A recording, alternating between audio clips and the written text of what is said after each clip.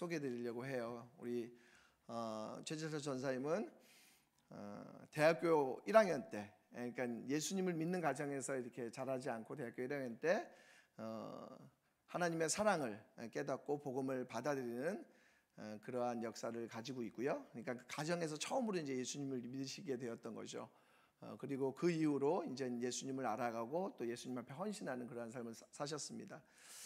그래서 스페인어를 전공하셨고 또 그 전공한 것을 가지고 전북대에서 오랜 시간 교수 생활을 하시다가 은퇴를 하시고 그리고 이제 좀 편하게 사셔야 되는데 오히려 이제 그 선교하시려고 목회자의 길을 또 다시 이제 걷는 그러한 시간을 이제 갖고자 합니다. 그래서 우리 오늘 선교사님을 통해서 복음의 왜 우리에게 기쁜 소식이고 또 복음의 내용이 무엇인지 개인적인 이야기뿐만 아니라 또 복음의 어떤 전체적인 스토리에 대해서 함께 듣는 귀한 시간이 되고자 하는 우리 전사님 나오실 때 우리 큰 박수로 환영하도록 하겠습니다.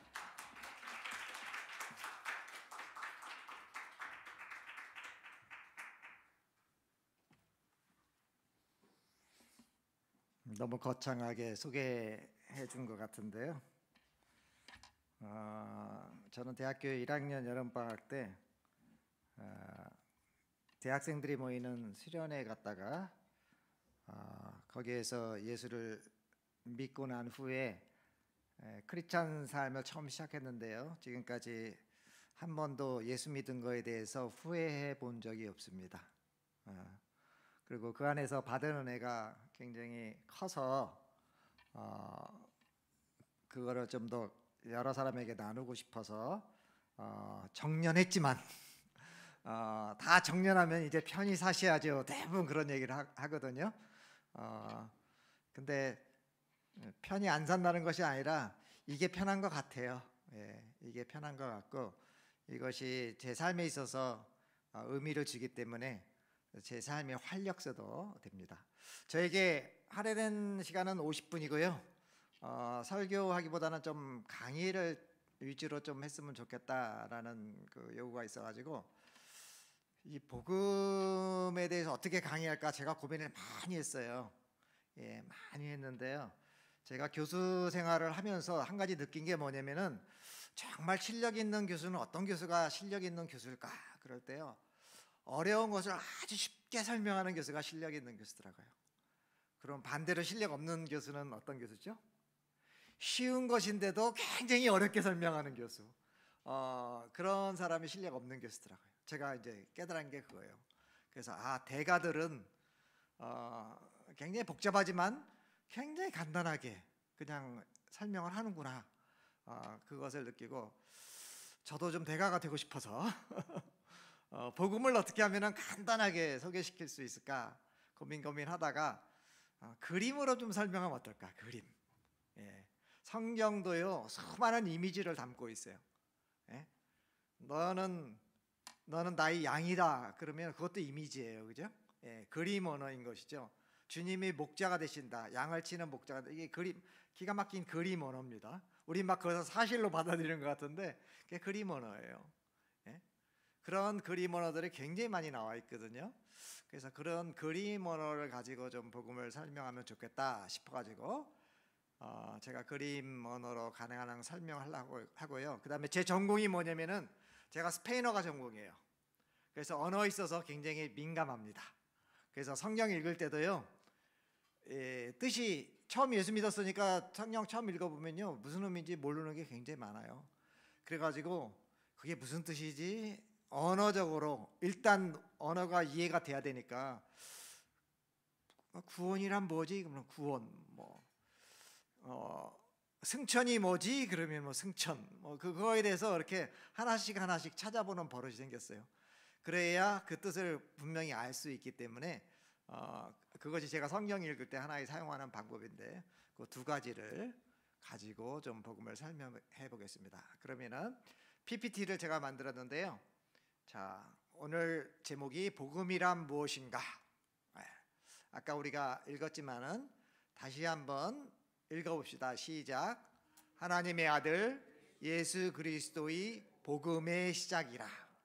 이것이 마가복음이 시작하는 첫 구절입니다. 여러분 사복음서 가운데 어느 복음서가 제일 먼저 쓰였는지 아세요? 신학교 가면 배웁니다. 신학교 가면 배우는데 네 개의 복음서 가운데서 제일 짧은 복음서가 뭔지 아세요? 길이가 제일 짧은 거.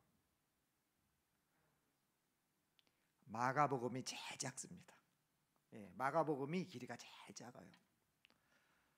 제일 간단한 게 뭔지 아세요? 제일 간단한 거? 네 복음서 가운데서 가장 간단한 복음, 마가복음이에요. 예, 마가복음이. 그러면 다른 복음서는 뭐냐? 예, 마가복음이 뼈대를 이렇게 세우고 적당히 벽을 좀 만들었다면은 다른 복음서는 거기에 데코레이션을 했어요. 데코레이션을. 그래서 마태복음은 그걸 근거로 해가지고 아주 멋지게 유대인들을 위해서 아주 멋진 방을 준비해가지고 이것이 복음이다 이렇게 설명해주고요. 그 다음에 누가복음 같은 경우는 헬라인들, 그 당시에 이방인이라고 생각되는 사람들죠. 그런 사람들을 위해서 또 이렇게 멋지게 방을 준비해가지고 이것이 복음이다 이렇게 설명하고요. 요한복음은 유대인과 헬라인 양쪽을 위해서 좀 그 당시에 유행했던 그리스 철학 그런 것을 조금 도입해가지고 이것이 복음이다 이렇게 설명이고 있어요. 그러니까 어떻게 보면은 가장 간단하고 가장 원초적인 복음이 어디 있냐면은 마가복음에 있어요. 그 중에 처음 시작하는 구절이 뭐죠? 하나님의 아들 예수 그리스도의 복음의 시작이라 이렇게 되는데요. 원어 그러니까 성경이 그리스어로 돼 있잖아요. 그 그리스어를 갖다가 영어로 옮겨 보면은 이렇게 돼요. The beginning of the gospel of Jesus Christ, the Son of God. 이것이 그리스어 순서 그대로예요. 그러니까 그리스어로 된 성경을 영어로 옮겼을 때 이렇게 옮겨지고 그것을 또 한국어로 옮겼을 때 하나님의 아들 예수 그리스도의 복음의 시작이라 이렇게 되는 거예요. 되셨죠? 그러면은 제가 모르는 단어가 있으면은 이렇게 단어 이렇게 찾아보고 그런다 했잖아요. 왜? 제가 기독교적인 배경이 전혀 없는 가운데 예수를 믿었기 때문에 그런 버릇이 이제 형성이 된 것 같아요. 그러면 오늘 주제가 복음이니까 복음의 의미가 뭘까 도대체? 모릅니다 사실. 옛날 성경은요. 제가 대학 다닐 때 제가 봤던 성경은 한글로 돼 있고요. 그 다음에 또 한자도 들어있었어요. 한자. 그래서 혼합이 돼 있어요. 그래서 한자로 돼 있는 것은 한자로 돼 있고 한글로 돼 있는 것은 그냥 한글로 돼 있어요. 그럼 복음 그러면은 복음이 한자로 돼 있어요. 그러면 하나님의 아들 예수 그리스도의 복음의 시작이다. 그러면 복음과 시작이 한자로 돼 있어요. 그러니까 저같이 처음 예수 믿는 사람은 어떻게 이 글을 읽을 때 어떻게 되죠? 복음 그럴 때 그게 복이 무슨 복자예요? 복자잖아요. 그러니까 복된 소리 이렇게 받아들이는 거죠. 하나님의 아들 예수 그리스도의 복된 소리 혹은 복된 소식의 시작이다 이렇게 이해하는 거죠. 처음 예수 믿는 사람은 그러지 않겠어요?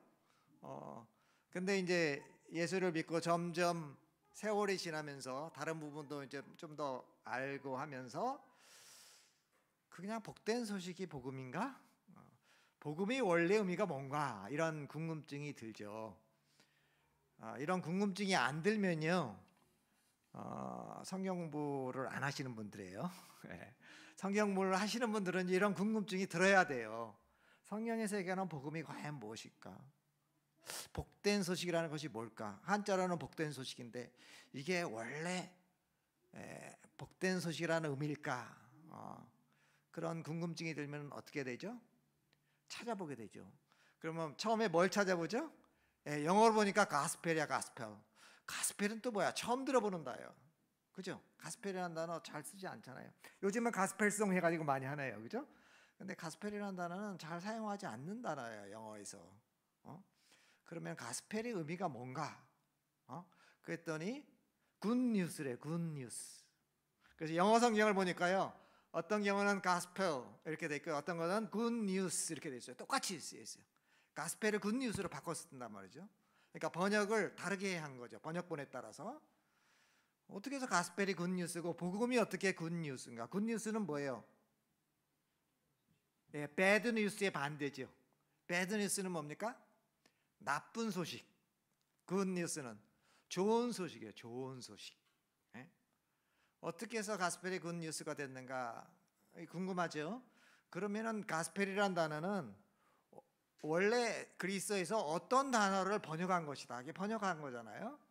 그랬을 때 찾아보니까 유앙겔리온이라는 유앙겔리온이라는 그리스어 단어를 영어로 가스펠 혹은 굿뉴스라고 번역했는데 처음에는 이제 가스펠이라고 번역했는데 유앙겔린의 의미가 뭐냐면은 그게 굿뉴스예요. 예. 그 그리스어 단어 우리 헬라어라고 그러죠. 헬라어 단어의 유앙겔린의 의미가 뭐냐면은 굿뉴스예요. 좋은 소식이에요. 좋은 소식. 그러면 이 좋은 소식이라는 단어는 유앙겔리온은 어떤 때 사용됐는가? 그걸 또 아셔야 돼요, 그죠? 왜냐면은 성경이 쓰여질 당시에 이 단어가 도대체 무슨 의미로 쓰였는가 알아야 되거든요. 굿뉴스가 뭐가 굿뉴스야? 나한테 애인이 생겨서 굿뉴스야 뭐야? 돈을 많이 벌어서 굿뉴스야 뭐야? 그런 의문이 가질 수 있잖아요. 그럴 때 이 굿뉴스라는 단어는 어느 상황 가운데 쓰여진 단어인가, 용법인가 그걸 또 찾아봐야 돼요. 물어봐야 돼요. 제가 이렇게 설명하니까 어떤 사람은 교수 티낸다 이럴 수 있죠. 네, 교수 티낸다 이럴 수 있는데요. 네, 그것이 우리가 성경을 좀 더 깊이 이해할 수 있는 하나의 방법이거든요. 그래서 제가 사용하는 방법을 지금 여러분에게 이 비밀을 지금 공개하고 있습니다. 그래서 유앙겔리온이라는 단어가 그 당시에 어떻게 쓰였느냐를 찾아봤더니 그 당시에는 신약 성경이 쓰였을 당시에는 온 세계가 어느 나라의 지배하에 있었죠? 로마의 지배하에 있었잖아요. 로마에. 그죠? 그래서 이스라엘 땅도 로마의 지배에 있었잖아요. 그래서 본디오 빌라도라는 하나의 속국을 다스리는 사람을 보내가지고 다스렸잖아요. 그래서 로마가 지배하던 그런 사회였어요.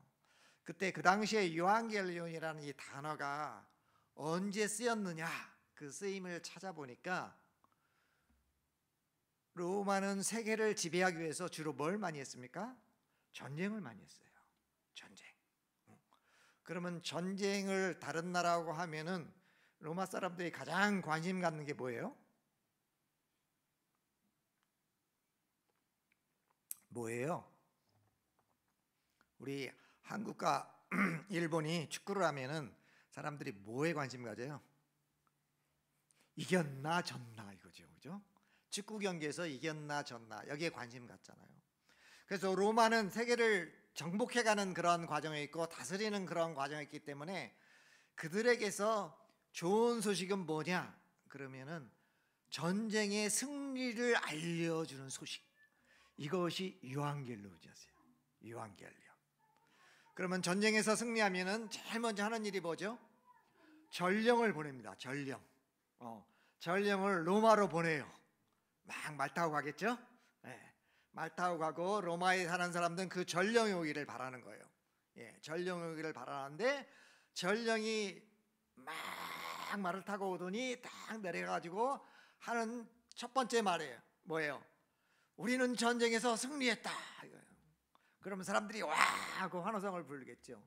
그때 그 승리의 소식, 그것이 유앙겔리온이었어요. 그러면은 하나님의 아들 예수 그리스도의 유앙겔리온이다. 유앙겔리온의 시작이다. 그러면은 이 마가복음을 읽는 사람들은 이 글을 읽을 때 어떤 느낌을 가져야 돼요? 전쟁에서 승리해가지고 승리의 소식을 전하는 그 감정을 느끼는 거죠. 그 감정을 느끼는 거예요. 우리 성경 읽을 때요, 이런 감정을 느끼면서 읽으면 얼마나 좋겠어요. 성경 말씀이 어때요? 살아있는 말씀으로 다가오겠죠. 근데 처음 그냥 읽으면요, 이런 감흥이 안 나요. 그럼 어떻게 해야 돼요? 공부를 하셔야 돼요. 공부를 하면서 상상력을 펴가지고, 요한계시란 복음이라는 단어가 이런 의미였구나. 듣는 사람에게 얼마나 기쁘고 얼마나 자기 자존심을 높여주고 정말 좋은 소식인가.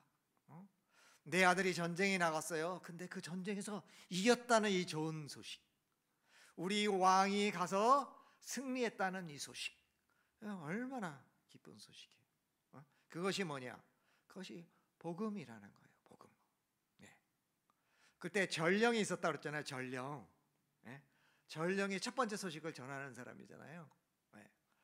그럴 때 전령으로 온 자가 있어서 예수 그리스도 오기 전에, 그게 누구죠? 그게 세례 요한이에요. 세례 요한. 세례 요한이 말을 타고 와가지고 사람들에게 외치는 소리가 그거였어요. 회개하라, 하나님 나라가 가까웠다, 그거였거든요. 근데 바로 그것이 기쁜 소식이었다는 거예요, 사람들에게. 근데 여기서는 세례 요한의 복음이라 그렇게 얘기하지 않고요, 마가복음에서는 하나님의 아들 예수 그리스도의 복음의 시작이다, 이렇게 얘기하고 있어요. 그러니까 그 좋은 소식을 전하는 분이 뭐예요? 예수 그리스도죠. 예수 그리스도. 그러면 예수 그리스도는 도대체 어떤 소식을 전했기에 그것이 좋은 소식인가? 로마의 전령 어땠어요? 승리했다, 이것이 전령, 그 좋은 소식이잖아요. 근데 전하는 사람이요, 어떤 사람이냐 따라 그 메시지가 참이 될 수 있고 거짓이 될 수 있어요. 거짓이 될 수가 있어요. 늑대소년 알죠? 늑대소년. 늑대소년이 몇 번씩 거짓말을 하니까 나중에 뭐예요? 그가 한 말은 받아들이지 않잖아요. 그러니까 누가 말을 하느냐, 그 메시지가 의미 있으려면은 말하는 사람이 굉장히 중요한데, 그 말하는 사람이 예수 그리스도라는 거예요. 그래서 The Gospel of Jesus Christ, 영어라면은, 우리말로 번역하면은 예수 그리스도의 복음, 이렇게 돼요. 그러면은 그 복음을 전하는 사람이 누구냐면 예수 그리스도라는 거예요. 예수. 저는 예수가 그냥 사람 이름, 이스라엘 사람 이름인 줄 알았어요. 이스라엘 사람 이름인 줄 알았어요. 그랬더니 나중에 알고 보니까요, 예수는요, 여호수아, 구약에 나와 있는 여호수아의 헬라식 이름이래요. 그리스식 이름이 예수래요. 그거 어떻게 알았어요? 찾아봤죠. 찾아봤어. 그러면은 히브리서에서 구약에 나오는 여호수아의 그 뜻이 뭐냐? 이스라엘 사람들은 이름마다 뜻이 있잖아요. 그죠? 그럴 때 여호수아의 뜻이 뭐냐면은 구원자, 그런 의미고, 야훼, 또 다른 번역에서는 여호와하고 야훼하고 같습니다. 야훼는 구원이시다, 이런 의미래요. 그래서 여호수아의 그리스식 이름이 예수예요. 예수. 그러니까 예수라는 말 자체는 구원자라는 의미가 담겨 있는 것이죠. 단어 뜻은 그렇게 돼 있는데요, 그 부분은요, 마태복음 1장 21절에는 이렇게 얘기했어요. 우리 같이 한번 읽어볼까요? 시작.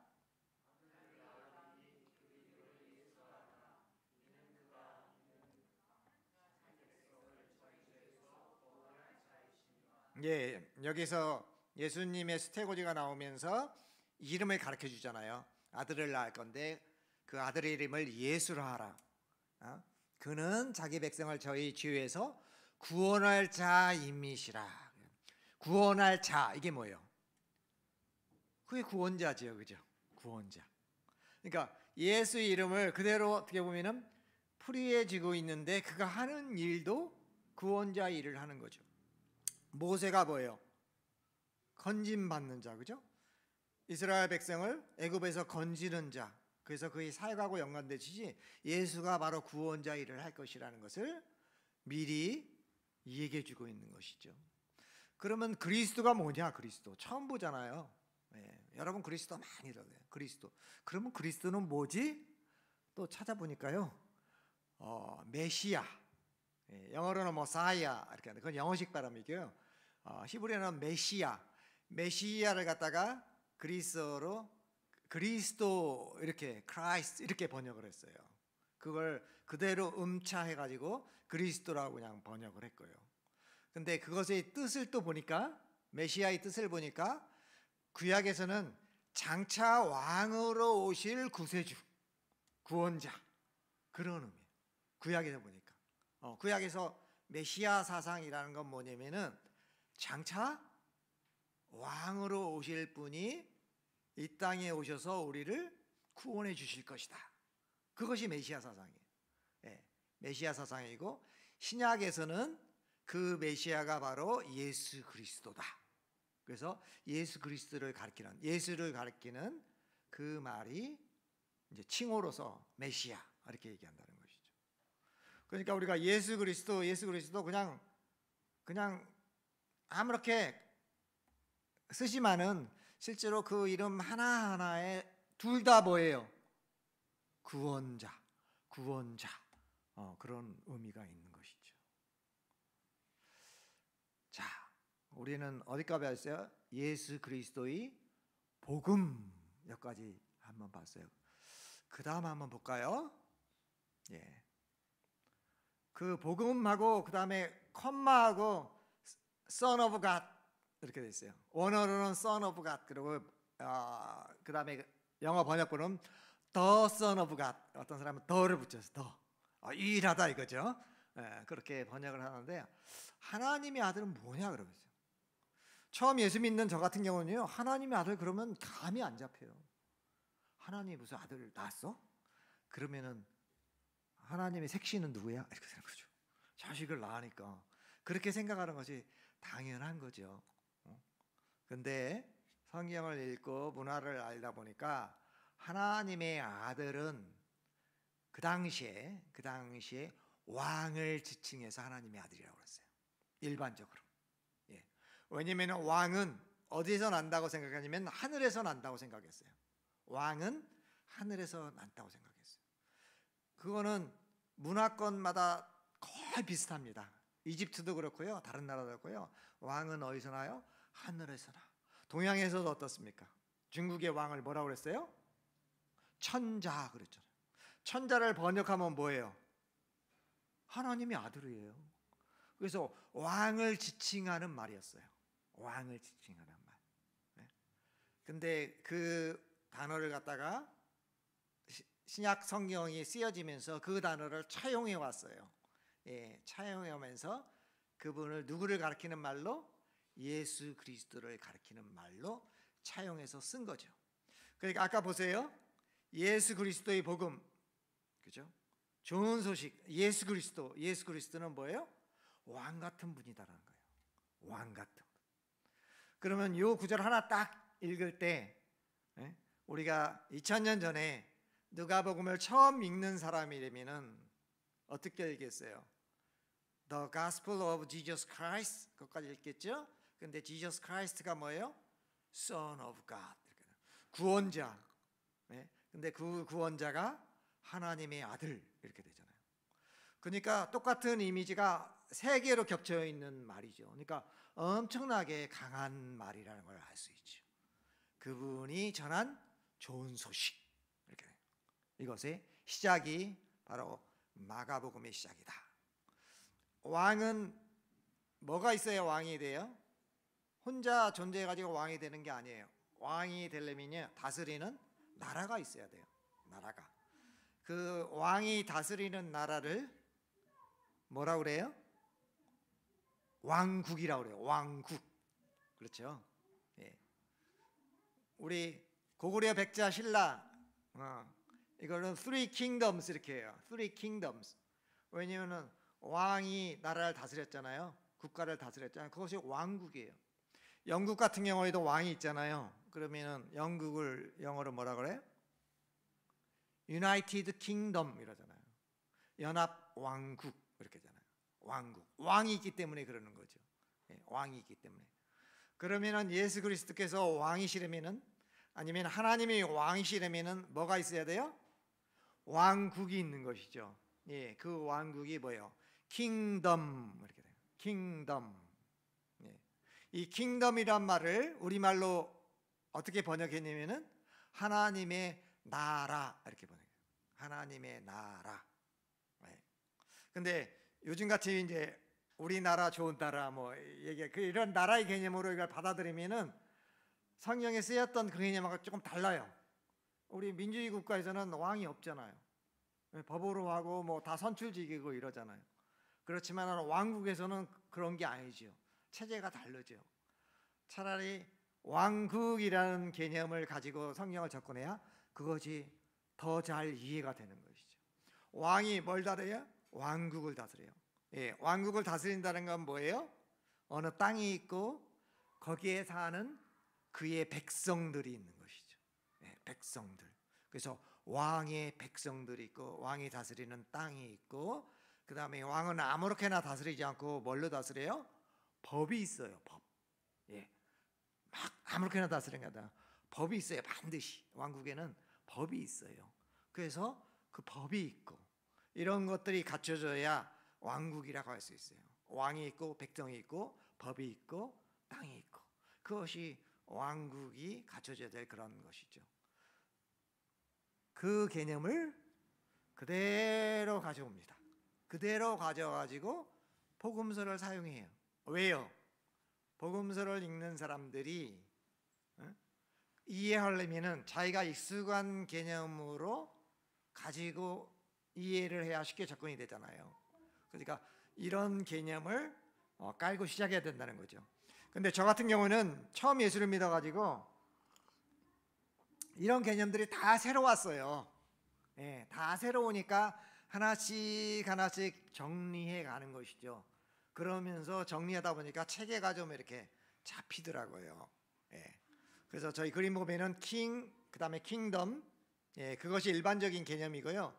그 다음에 그것이 성경적으로 왔을 때는 Son of God 그러면은 삼위일체의 하나님, Father, God, Holy Spirit, 성부 하나님, 성자 하나님, 성령님, 그것이 하나님이잖아요. 삼위일체 하나님이잖아요. 그런 개념으로 들어온다는 것이죠. 예, 그래서 두 개를 이렇게 봤습니다. 그 다음, 그러면 성경에서 복음이라는 단어가 어떻게 사용되었는가? 왜냐면 복음이란 무엇인가를 알아야 되니까. 자, 첫 번째 마가복음 1장 1절은 봤어요. 그 다음에 복음이란 단어가 조금 보니까 14절에 또 나와요. 한번 읽어볼까요? 시작.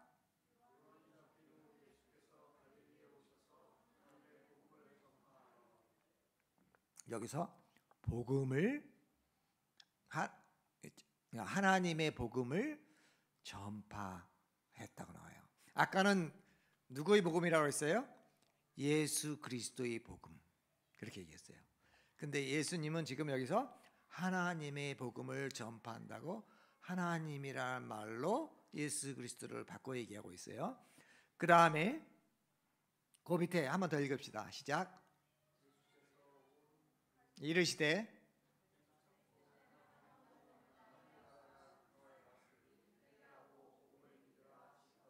네, 예수님이 전한 복음이 이거예요. 처음에 한 얘기가 때가 찼고 하나님의 나라가 가까웠으니 회개하고 복음을 믿으라. 회개하고 복음을 믿으라. 그러니까 복음은 뭐예요? 아까 얘기했잖아요. 좋은 소식을 믿어라. 네, 좋은 소식을 믿어라. 하나님의 나라라는 얘기가 여기 나오잖아요. 아까. 네. 하나님의 나라를 영어로 번역하면 뭐라고 번역할까요? 제가 다 설명했어요. 네. 하나님 나라. 그렇죠. Kingdom of God. 그죠? 하나님의 나라. Country of God. 그렇게 번역하면 안 돼요. 네. 그죠? 혹은 Nation of God. 이런 식으로 번역하면 안 돼요. 그러면 현대 개념으로 된다는 거죠. 그러니까 원래의 개념을 살려면은 Kingdom. 아까 Kingdom 설명했죠. Kingdom of God. 이렇게 돼요. Kingdom of God이 가까웠다. 네. 회개하고 복음을 믿어라. 이 좋은 소식을 믿어라. 근데 왜 이 말이 그 당시에 이 예수님이 말을 듣는 사람에게 의미 있게 다가와요? 그들은 하나님의 왕국의 도래를 열망했었거든요. 그죠? 오랫동안 언젠가는 하나님의 나라가 올 것이다. 언젠가는 왕으로 오실 구세주가 오실 것이다. 그래서 우리를 구원해 줄 것이다. 그 생각이 있었어요. 그리고 간절히 그것을 바라고 있었거든요. 그런 사람들에게 예수님께서 이 말을 하니까 이 말이 뭐예요? 먹히는 거예요. 의미 있게 다가오죠. 근데 하나님도 모르고 하나님의 나라도 모르고 아무것도 모르는 사람에게 이 얘기하면 이게 무슨 얘기인지 전혀 몰라요. 전혀 몰라요. 자, 그러면은 킹덤으로 번역한 아주 구체적으로 또 나온 구절이 하나 또 있어요. 천국 복음이라는 말인데 마태복음 4장 23절 한번 읽어봅시다. 시작.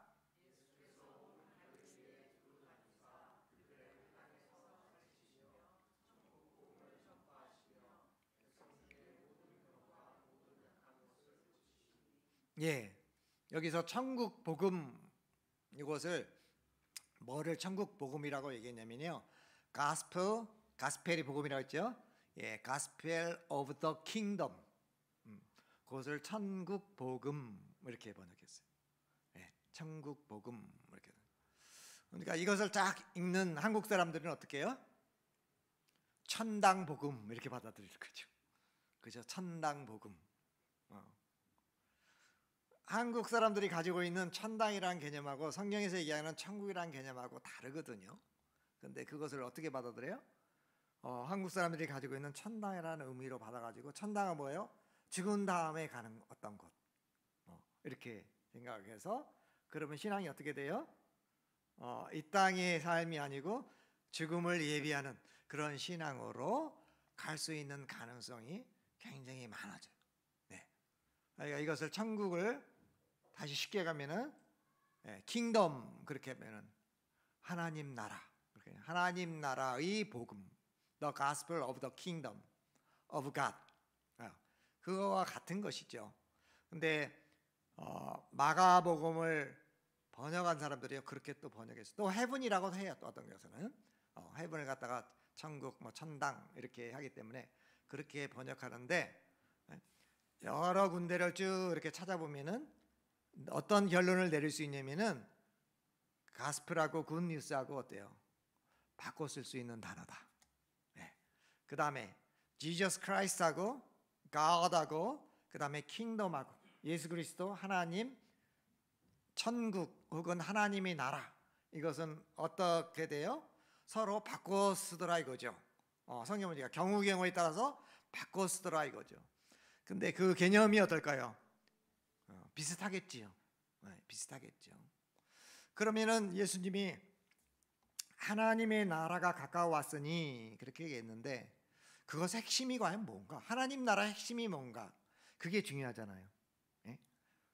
우리가 하나님의 나라에 들어가서 그 왕의 지배를 받고 살려면은 뭘 잘 알아야 되냐면은, 아까 킹이 있고 킹덤이 있었잖아요.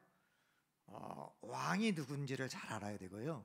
그 다음에 그 법이 어떻게 되는지를 잘 알아야 돼요. 그래야 하나님 나라 가서 하나님의 백성으로 잘 할 수가 있어요. 그렇죠?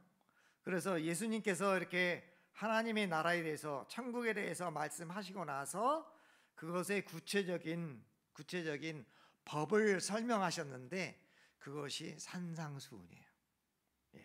산상수훈은 뭐냐면은 하나님 나라의 법. 그렇게 이해하시면 돼요. 그렇게 이해하시면 되고, 그러면은 하나님 나라에 들어간 사람들은, 백성들은 어떤 법을 지키며 살아야 돼요? 산상수훈 같은 법을 지키며 살아야 돼요. 산상수훈 같은 법을. 그래서 어떤 사람들이 이제 그것에 대해 요약은 뭐냐, 여러 가지 얘기를 하는데요. 법의 요약이 뭐냐? 하나님 나라의 법의 요약이 뭐냐? 그러면은 하나님을 사랑하고 내 이웃을 내 몸같이 사랑하라. 그 사랑의 법으로 요약을 시켜요. 그러니까 천국 법을 잘 모르겠다, 그러면 사랑법이다, 이렇게 생각하시면 돼요. 굉장히 쉽죠, 그죠? 천국법이 뭐예요? 사랑법이다. 우리가 한국에 살지만 한국의 법을 잘 모릅니다. 다 몰라요. 예? 근데 한마디로 그것을 요약해라 이렇게 하면은 한마디로 요약할 수 있으면 얼마나 좋겠어요. 근데 성경은 그게 가능하다는 것이죠. 천국의 법이 뭐냐? 하나님을 사랑하고 내 이웃을 사랑하라는 법이다. 그렇게 되는 거예요. 그러면은 법을 알고 하나님을 알고 그 다음에 내가 정말 그 나라에 들어가서 살고 싶으면은, 그 나라에 들어가서 살고 싶으면은 그러면 어떻게 하면 되는가? 그게 굉장히 중요한 걸로 떠오르겠지요. 근데 복음이란 말을요, 사복음서에서 이야기하는 말고 복음을 조금 더 잘 설명해 주는 사람이 있었는데 그분이 바로 누구냐면은 바울이라는 사람이에요. 바울은요 복음을 아주 요약적으로 잘 설명했어요. 요약적으로.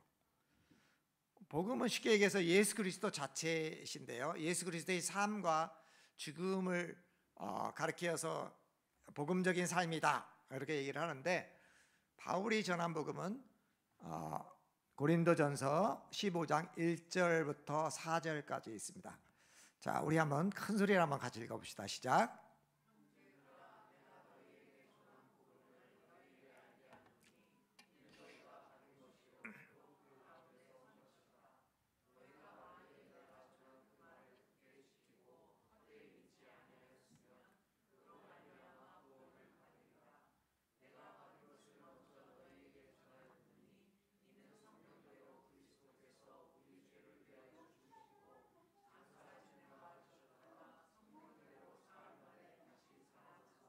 예, 여기서 바울이 또 복음이라는 단어를 사용하죠. 유앙겔리온이라는 단어를 그대로 사용하는데 그 앞에 수식어가 없어요. 그죠? 예수 그리스도의 복음, 하나님의 복음, 하나님 나라의 복음 뭐 이런 말이 없고 그냥 복음이라고 얘기해요. 그 복음에는 이미 앞에서 설명한 것이 다 포함되어 있겠죠. 근데 바울은 이것을 만든 것이 아니라 받았다고 그래요. 받았다. 주님으로부터 받은 거예요. 그리고 그것을 전해주는 거예요. 그러니까 여기에서는 바울이 어떤 자가 됩니까? 예, 좋은 소식을 전하는 전령으로 지금 나오는 거죠. 바울이 좋은 소식을 너희에게 전해준, 고린도에 있는 사람들에게 전해준 전령으로 등장하는데, 너희가 이것을 굳게 지키고 헛되이 믿지 아니하면은 그로 말미암아 구원을 받으리라. 그래서 구원이란 얘기를 바울도 얘기하고 있어요. 그렇죠? 바울도 구원이라는 단어를 사용하고 있어요. 근데 구원이라는 말을 하기 전에 그럼 바울이 전한 복음의 내용이 뭐냐? 빨간 줄 친 부분 있죠? 예, 그것이 바울이 전한 복음의 핵심이에요. 자, 한번 읽어볼까요? 시작.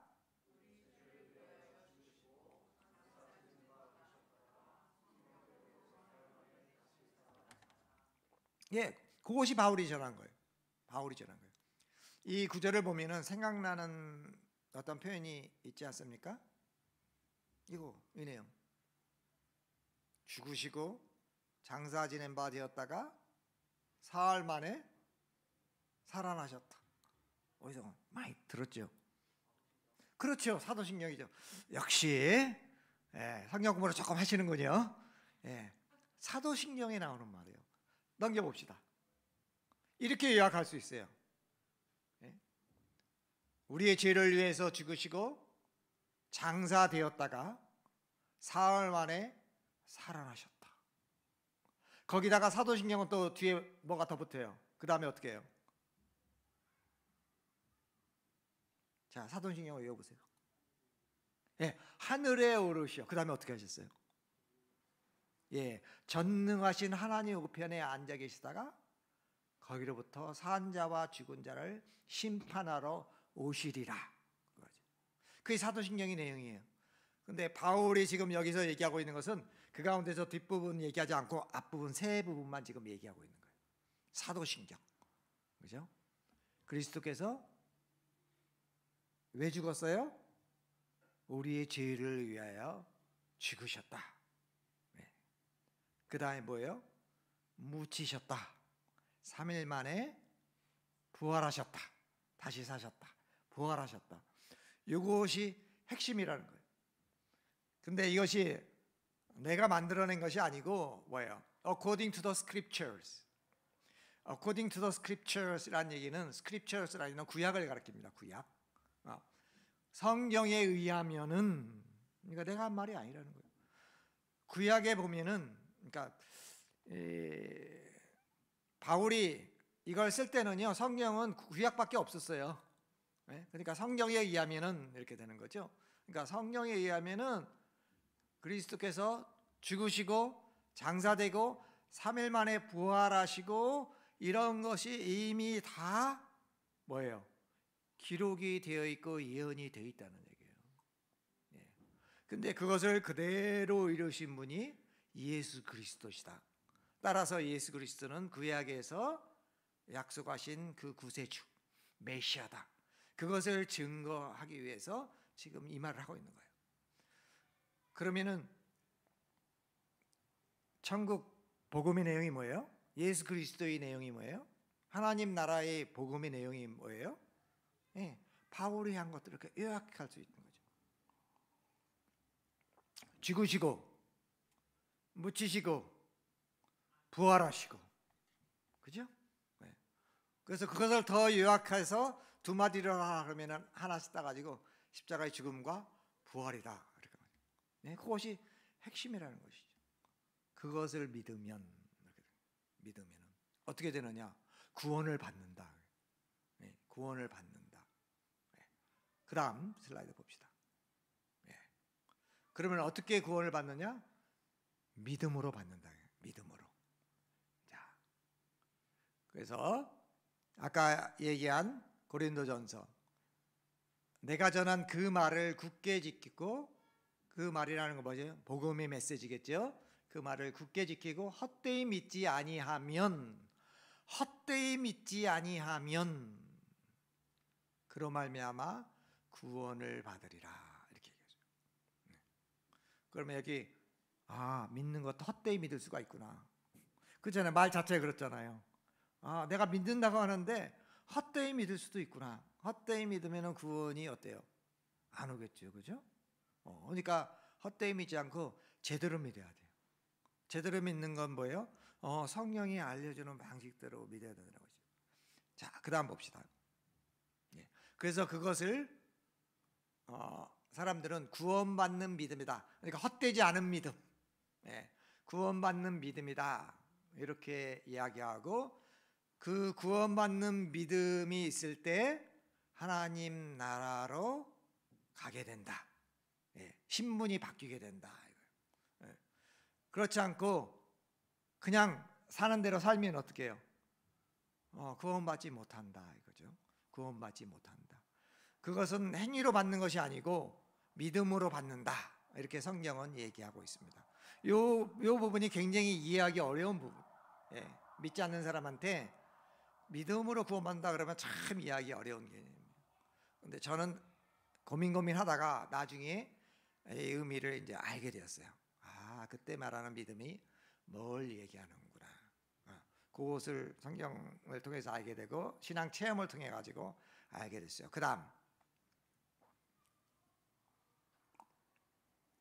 이것은요, 아까 바울이 얘기한 복음을 또 이런 식으로 바울은 로마서에서 표현하고 있어요. 시작.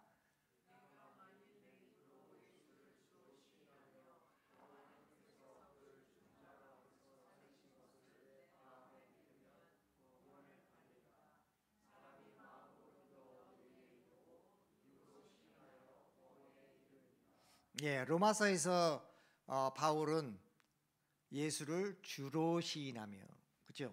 아까 예수가 뭐예요? 구원자라는 의미였잖아요. 근데 그 부분이 뭐냐? 주다, 주. 주라는 의미는 주인이라는 뜻이에요. 주인. 영어로는 Lord 이렇게 하는데요. 왕한테도 로드라고 그러고요, 자기 주인한테도 로드라고 그러고요, 하나님한테도 또 로드라는 똑같은 단어예요. 그러니까 예수를 주로 시인하며, 그 말이요, 로마인들에게 굉장히 충격적인 말이에요. 왜냐하면 로마인들은 누구를 주라고 시인해야 되냐면은 누구를? 황제만 주라고 시인할 수 있었어요. 근데 예수를 주라고 시인하고 황제는 뭐예요? 참 주는 아니다 이거죠. 예수가 진정한 주고 황제는 진정한 주는 아니다. 이런 고백이 딸려 있는 거예요. 그래서 죽은 거예요, 크리스찬들이. 네, 그래서 죽은 거예요. 네. 입으로 시인한다는 말이 굉장히 무서운 말이에요. 그죠? 그래서 그랬잖아요.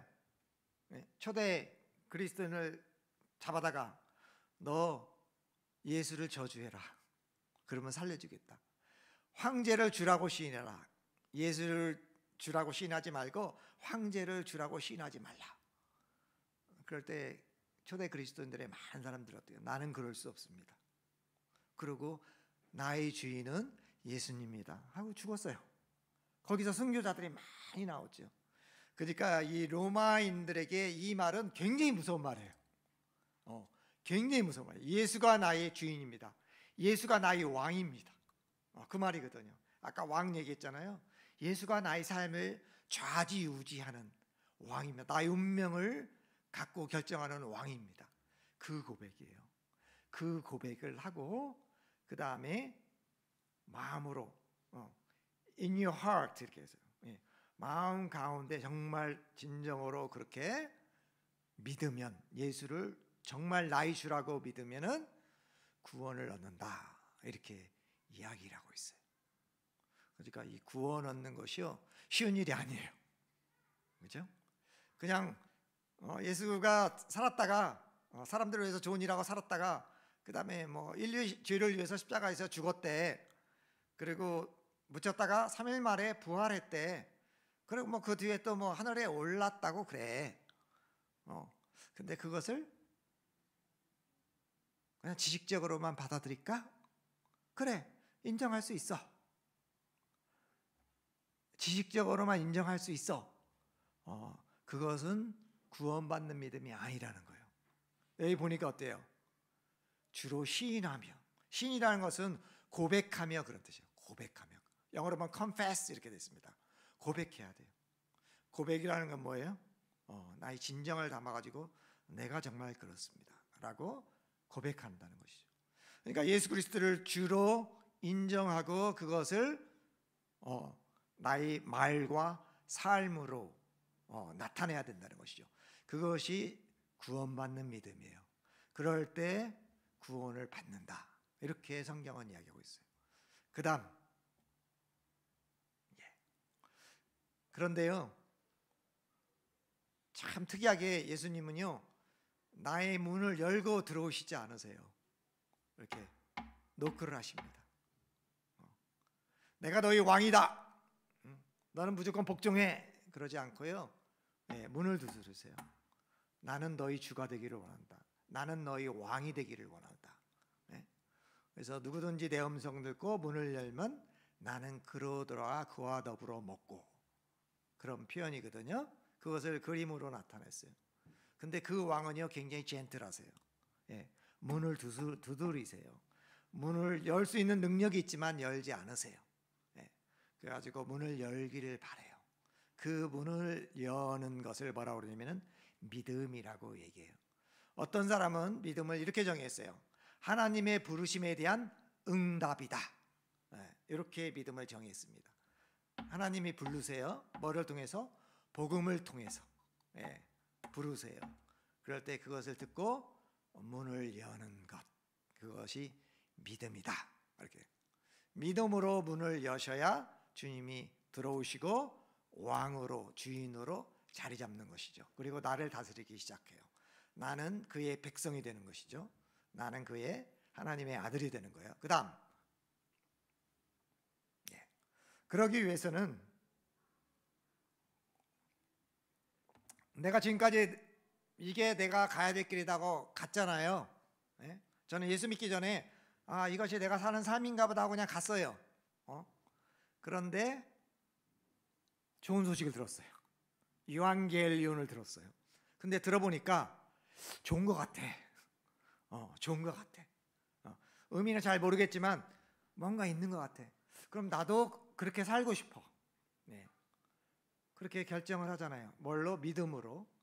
그럴 때 뭐가 표현되냐면은 내가 지금까지 살았던 그 삶에서 방향 전환을 해가지고 예수 그리스도를 따르는 삶으로 방향 전환이 돼요. 예, 그것을 회개라고 그래요. 회개. 천국에 가까웠으니 회개하고 복음을 믿어라. 그죠? 그리하면 구원을 얻으라. 이렇게 했잖아요. 회개라는 것은 지금까지 내가 살던 길을 방향 전환해서 예수 그리스도를 따라가는 삶. 예, 그것이 회개잖아요. 예수 믿는 사람은 뭐냐면은 다 이런 사람들이에요. 지금까지 내가 내 마음대로 살았지만, 내가 옳다고 생각하는 대로 살았지만은 이 좋은 소식을 듣고 방향 전환해서 예수 그리스도를 따르는 삶. 왜? 예수 그리스도가 나의 주인이시요 나의 왕이시기 때문에 따르는 삶. 이것을 그리스도인의 삶이라고 얘기를 해요. 이미 다 알고 있는 얘기일 거예요. 근데 제가 다시 한번 정리를 합니다. 그 다음 그림. 예. 지금 사람이 서 있는 곳은 일반 사람이 서 있는 거예요. 그죠? 예, 로마서 6장 23절에 보면은 예, 죄의 싹은 사망이요 하나님의 은사는 그리스도 예수 우리 주 안에 있는 영생이니라. 그 말이에요. 그러니까 저기는 옛날의 삶. 예, 십자가 왼쪽에 사람이 서 있는 삶은 옛날의 삶. 내가 옳다고 살았어요. 예, 내가 옳다고 살았는데 그렇게 살면 나중에 기다리는 것이 뭐냐면은 죽음이에요. 죽음. 내가 이 땅에 열심히 살면요 나를 기다리고 있는 것이 뭐냐면은 죽음이에요. 예. 그런데 구원받는 건 뭐냐면은 예수 그리스도께서 이루는 그것을 십자가를 통해 가지고 저쪽으로 가는 거예요. 예, 그리스도 예수 우리 주 안에 있는 새로운 삶으로 가는 거예요. 그것을 영생이라고 얘기를 해요. 이것은 요한복음에 있는 얘기예요. 요한복음은 빛과 어둠, 생명과 죽음을 아주 대조시켜 가지고 복음을 설명하고 있는데요. 요한이라는 사도는 그렇게 설명하고 있어요. 죽음에서 삶으로 옮겨가는 그 삶, 그것이 예수 그리스도 때문에 가능했다. 예수 그리스도가 나 대신 죽었다. 그렇기 때문에 나는 죽을 필요가 없다. 그 예수 그리스도의 공로에 의지해서 다리를 밟고 건너가면은 새로운 삶이 시작된다. 그래서 새로운 삶, 영생, 그런 말로 요한복음을 얘기하고요. 그 영생이란 단어는요, 영원히 산다는 의미도 있지만 그 의미보다는 영생은 곧 하나님을 아는 삶. 예, 그렇게 설명하고 있어요. 영생은 곧 하나님을 아는 삶. 아까 왕국이 바뀐다고 그랬어요. 그죠? 예, 내가 지금까지 살았던 왕국에서 뭐예요? 하나님이 왕이 되는, 예수 그리스도가 나의 삶의 왕이 되는 새로운 왕국으로 가게 되는데 거기에서 중요한 게 뭐라고 그랬어요? 왕을 아는 것. 우리 왕이 어느 걸 좋아하고 어느 걸 싫어하고, 그죠? 어느 걸 기뻐하고 어느 걸 기뻐하지 않고 알아야 될 거 아니에요. 그래야 그 백성으로 잘 살 거 아니에요. 그죠?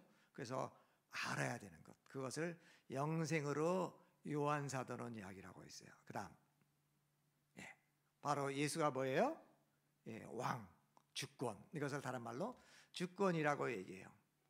자, 슬라이드 뒤로 쭉 아까 했던 것으로 돌아갑니다. 다시 뒤로 몇 장 돌아갑니다. 돌아갑니다. 예, 여기요. 저는 왜 예수를 믿었냐면요. 예, 아까 그림으로 봐주세요. 그림. 그 다음 그림. 예. 일주일 동안 같이 성경 공부를 했어요. 성경 공부도 하고요. 그 다음에 메시지도 듣고. 근데 사람들이 설교 듣고 막 울더라고. 나 참 이상해서 다 큰 대학생들이 뭘 저런 얘기를 듣고 막 우나. 근데 저는 뭐 전혀 이해가 안 돼요. 예, 처음 들어보는 얘기니까 전혀 이해가 안 돼요. 근데 막 성경 공부하는데 예수 그리스도가 우리 죄를 위해서 죽으시고 뭐 3일 만에 부활하시고 막 그런 얘기를 하는 거예요. 그래서 저희 그룹에 있는 성경 공부 대원한테 물어봤어. 당신 정말 예수가 살았다는 걸 믿어? 이렇게 물어봤어요. 부활했다는 것을 믿어? 그러니까 믿는데. 근데 저는 도저히 이해가 안 갔어요. 아니, 죽은 사람이 어떻게 3일 만에 부활할 수 있어? 저희 머리로는 도저히 이해가 안 됐어요. 그래서 이 사람은 좀 믿음이 좋은 것 같으니까 그럼 믿나 보지. 그럼 그 옆에 사람, 이 사람은 좀 믿음이 없는 것 같아. 얘기해 말잖아요. 믿냐고 그랬더니 믿는데. 그 옆에 사람 믿는데. 5명이가 됐는데요. 한 5명 정도 됐는데 내가 돌아가면서 다 물어봤어. 그랬더니요, 다 믿는데요. 그것이 저에게는 굉장히 충격이었어요. 어떻게 예수 그리스도가, 예수라는 사람이 죽었다가 3일 만에 부활한 것을 믿을 수 있는가? 이거 약간 머리가 약간 이상하게 된 사람이 아니야? 그런 생각을 하게 됐어요.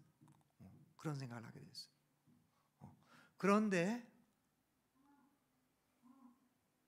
내가 목격한, 눈으로 보고 만진 그것이, 며칠 동안 본 것이 너무 좋아가지고 나도 저런 삶을 한번 살고 싶다. 살고 싶다. 그런 마음이 들더라고요. 근데 예수 믿으려면 어떻게 하는지 가르쳐 주더라고요. 예수 그리스도를 받아들이면 된대. 이 이야기를, 메시지를, 좋은 소식을 듣고 그냥 받아들이면 된대. 그러면 어떻게 받아들이냐면은 그냥 기도하면 되더라고요. 예수님, 내가 마음의 문을 여니까 나한테 들어와 주세요. 내가 지금까지 살았던 길을 회개하고 주님을 따르기로 결정했으니까 내 마음에 들어와 주세요. 그리고 내 삶을 인도해 주세요. 그렇게 기도하면 된대요. 그러니까 먼저 믿은 사람들이 그렇게 얘기하니까 뭐예요? 저도 그래? 그럼 나도 한번 그렇게 해보지 뭐. 그래가지고요, 수련회 끝나는 마지막 날 그 기도를 했어요. 저 혼자. 혼자. 그래서 마음 진심으로 그렇게 하려니까 그 기도를 정말 했어요. 하나님 어쩌고저쩌고 해가지고 내 마음에 들어와 있어요. 이제부터 예수님을 믿겠습니다. 그렇게 고백을 했고, 나중에 돌아보니까 그것이 제가 예수님을 받아들인 그 순간이었어요. 근데 저는 예수 그리스도를 받아들인 다음에요, 막 확 변할 줄 알았어요. 네? 막 기쁨이 막 차고 넘치고, 막 하나님이 막 알아지고, 뭔가 짜릿할 줄 알았어요. 그랬더니 똑같더라고. 그 기도를 하기 전이나 한우나 하나 변한 것이 없더라고요. 그래서 왜 그러지? 내가 잘못 믿었나? 그런 생각도 들었는데, 차츰차츰 성경을 알아가고 성경 공부를 하고 설교 말씀을 듣고 또 묵상하고, 제가 아까 얘기했던 거 있죠. 이 말의 의미가 뭘까 도대체? 그런 것을 차츰차츰 알아가고 하면서 그것이 나한테 들어오기 시작했어요. 들어오기 시작했어요. 성경에서 말하는 믿음이라는 것은, 문을 연다는 것은 아주 간단하게 설명하면 이래요. 우리가 밥상 있잖아, 밥상. 옛날에는 우리 권사님 아실 거예요. 지금 다 탁자에서 먹지만은 방바닥에서 먹었어요. 방바닥에서. 그래서 밥상이 있었어요. 거기에 밥도 있고 국도 있고 반찬들이 쫙 있었어요. 그래서 그 밥상을 누군가 날라야 돼요. 가족이 밥 먹으려면, 그죠? 주로 누가 날르죠? 어른이 날르죠. 힘 있는 사람이. 아주 크면은 양쪽에서 들어가지고 이렇게 날르고요. 그렇지 않으면은 한 사람이 아빠 정도 되는, 혹은 제일 맛이 탁 들어가지고 방바닥 가운데 딱 넣으면은 가족들이 둘러앉아가지고 밥을 먹잖아요. 근데요, 애들은요, 3살짜리 애들은요, 어른이 하는 것을 따라하는 걸 좋아합니다. 그러면서 어떻게 해요? 아빠 비켜, 내가 할게. 그러면서 자기가 막 날르겠다고 그래요. 그러면 아빠가 어떻게 얘기하죠? 그래, 네가 날라봐 하고 뒷짐지고 있질 않아요. 그죠? 그래 해봐, 잡아, 잡아. 그리고 애 뒤에 가서 그 상을 이렇게 안아요. 그리고 애가 나 이제 간다 해가지고 이렇게 들고 밥상 가지고 이렇게 가잖아요. 그러면은 아빠가 뒤에 따라가요. 자, 논다 하고 놓으면은 아빠가 같이 놔줘요. 그게 뭐냐? 그게 믿음이에요. 그게 믿음. 그러니까 우리가 예수를 믿는다는 것은 어린아이가 밥상을 들고 마치 내가 들은 것처럼, 내가 믿음이 있어가지고 예수 그리스도를 믿은 것처럼 생각되는데, 그 뒤에는 아버지가 있었다는 것이죠. 그리고 그것을 다 해줬다는 거예요. 그래서 행위가 아니라는 거예요. 행위가 아니라. 그건 뭐예요? 선물이라는 거예요. 선물. 에베소 2장 8절 9절 나오죠. 너희가 믿음으로 말미암아 구원을 얻었니? 이것은 너희에게서 난 것이 아니요 하나님의 선물이라 이렇게. 그런데도 불구하고 하나님은 우리가 밥상 되기를 원하세요. 믿음이라는 이름을 붙여서 밥상을 들어라 이렇게 얘기해요. 그러니까 우리는 믿음을 어렵게 생각할 거 없고요. 그냥 밥상을 들듯이 어린아이가 손을 갖다 올리는 것, 그것을 하나님이 귀하게 보고 그것도 믿음이라고 해준다는 것이죠. 나는 밥상을 차린 적이 없어요. 아무것도 한 것이 없어요. 이미 다 돼 있는 밥상을 손만 이렇게 댔을 뿐이에요. 그런데도 하나님은 그 결정을 굉장히 중요하게 여기더라는 것이죠. 제가 이렇게 하나님의 왕국으로 들어와 가지고 경험했던 것은 제일 커다란 경험은 기도예요. 기도하면은 그 기도가 응답이 된다는 거예요. 처음에는요 참 신기했어요. 캠퍼스에서요 내가 오늘 순이를 만나고 싶어 마음 가운데 그렇게 생각을 하잖아요. 그러면 정말 만나져요.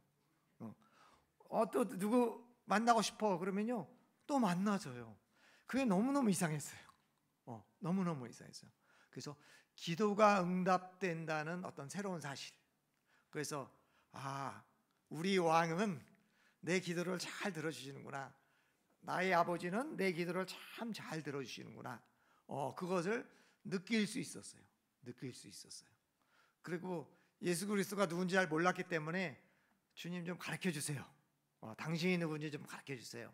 그러니까요 성경 공부를 통해서 큐티를 통해서 메시지를 통해서 묵상을 통해 가지고 차츰차츰 깨달아지더라고요. 그 다음에 믿음이 왜 믿음으로 구원받게 했는가 그것도 깨달아지고요. 많은 것들을 깨달아지고 이 좋은 소식을 나만 알 게 아니라 내 친구들에게 또 어때요? 전하게 되죠. 그러면 그 친구들도 또 똑같이 저처럼 그렇게 예수를 믿고 또 믿고 그런 친구들이 주위에서 이렇게 생겨나게 됐어요. 그래서 제 가는 곳에 새로운 친구들이 이제 생겨나는데 예수 믿는 새로운 친구들이 생겨났어요. 처음 예수 믿는 사람은요 주위에 그런 사람들이 많아요. 그 사람이 변화된 삶을 보고 주위 사람들이 신기하게 여기고 그게 뭐니 관심 갖다가 그 사람도 예수 믿고 하나님을 알아가고 새로 깨닫게 되는 그런 일들이 많이 있습니다. 제가 오늘 전한 것은요 복음은 뭐예요? 기쁜 소식이에요. 기쁜 소식. 이 복음을 날마다 우리는 체험한 살아야 돼요. 그죠? 그리고 그 기쁨 가운데 사는 것이 우리 그리스도인의 정상적인 삶입니다. 정상적인 삶이에요. 예수님도 이 기쁨을 가지고 있었기 때문에 늘 기뻐하시면서 사셨을 것 같아요. 예수 그리스도가 고난받는 모습도 나오지만 보통 그냥 기뻐하면서 사실 것 같아요. 이 좋은 소식이 있기 때문에. 좋은 소식이 있기 때문에. 그래서 예수님도 기뻐하시고 구원받은 사람도 기뻐하고 그 백성도 기뻐하고 자녀도 기뻐하고. 그래서 크리스찬 공동체에는요 뭐가 있어야 되면 기쁨이 있어야 돼요. 기쁨이. 그래서 사람들이 새로 왔을 때 이상하다. 다드링크의 이 청년부는 기쁨이 있네. 그러면 정상적인 공동체는 그 기쁨이 소식이에요. 왜냐하면 이게 좋은 소식이거든요. 그래서 이 좋은 소식을요 만나서 하나님의 백성이 되고 그 다음에 이 좋은 소식을 날마다 경험하면서 살고 이 좋은 소식을 만나는 사람에게 같이 나누고 보여주고 우리 같이 좋은 소식을 누리자. 이것이 이제 전도라고 하는 것이죠. 이것이 복음의 내용입니다. 복음은 한마디로 어떤 소식? 좋은 소식. 좋은 소식. 그의 주인공은 누구예요? 예수 그리스도. 그죠? 예수 그리스도를 알아가면 알아갈수록 복음에 대해서 더 깨달아져요. 그래서 예수 그리스도를 아는 정도가 하나님을 아는 정도고 그것의 정도가 복음을 얼마만큼 내가 이해하며 체험하는 정도예요. 그래서 기독교라는 것은 어떤 교리를 알아가는 것이 아니라 한 인격을 알아가는 거예요. 그분이 바로 살아계신 예수 그리스도시에요. 그분은 죽은 분이 아니에요. 지금도 살아계시고 지금도 우리 가운데 계시고 우리 안에 계시고 저 천국에도 계시고 다 계신 그분을 알아가는 것이 미스테리라고 얘기를 해요. 미스테리가 뭐예요? 비밀. 예수 그리스도는 비밀이에요. 근데 그분은 오픈 미스터리예요. 열려져 있는 비밀이에요. 우리 그리스도인의 삶은 예수 그리스도를 알아가는 삶이고, 구원은 예수 그리스도를 체험하고 계속 그분과 같이 걸어가는 것이고, 구원으로 시작해서 구원으로 완성이 되는데, 처음 시작하는 것을 회심 혹은 구원의 시작 혹은 거듭났다 이렇게 얘기하고요. 그것은 구원의 시작이에요. 그래서 그것이 완성되는데, 그것이 완성될 때는 그리스도께서 오실 때 우리가 완성이 되는 것이죠. 그래서 우리는 구원의 여정을 같이 걷는 사람들이에요. 여러분은 지금 구원의 여정을 같이 걷는 사람이고, 아직 들어오지 않은 사람도 있을 수 있어요. 아까 제가 얘기했죠. 내 입으로 시인하며 내 마음으로 믿어야 되잖아요. 그렇지 않은 사람은 아직 구원의 여정을 시작하지 않은 사람이에요. 그렇게 하시면 시작할 수 있고요. 그 다음에 시작하면은 뭐예요? 예수 그리스도를 계속 만나가면서 그분이 어떤 분인가를 알아가는 삶. 나중에 하나님 만날 때 집에는 훨씬 더 많이 알 것이고, 육체가 떠난 날은 완전히 하게 될 거예요. 그러한 삶이 구원의 여정입니다. 혹시 질문 있으면 하세요.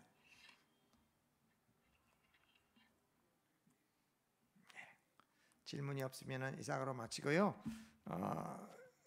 궁금증이 있는 분들은요, 제가 주일에 저기 사무실에 있으니까 저한테 인터뷰를 청하면요, 제가 만날 수 있어요. 그래가지고 제가 이 부분이 잘 이해가 안 되는데 이거 좀 설명을 좀 해주시죠. 그러면 저 그런 거 설명하는 거 굉장히 좋아해요. 뭐 이거에 대한 기도 체험을 좀 얘기해 주세요. 그런 거 얘기해 줄 수 있고요. 얼마든지 할 수 있으니까.